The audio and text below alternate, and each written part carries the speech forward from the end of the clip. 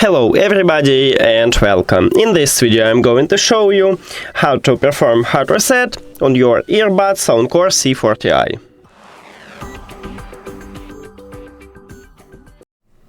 You have to start by put your earbuds to the charging case, and after that at the bottom of the charging case we have connectional button. You need to press and hold it until this LED light flashed red 3 times. 1, 2, 3, and here we go.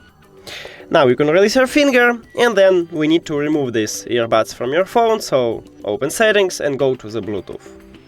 After that, click the information icon or settings icon near to your earbuds at the device list, and then click forget the device and forget device. Also, don't forget to click pair new device on your Android, and after a factory reset, these earbuds enter to prank mode automatically, so we can see it at the device list and just tap on it. And if you have Android, click pair. We did it! Thank you for watching this video. If you found it helpful, please consider subscribing to the channel and leave the like on the video. See you later!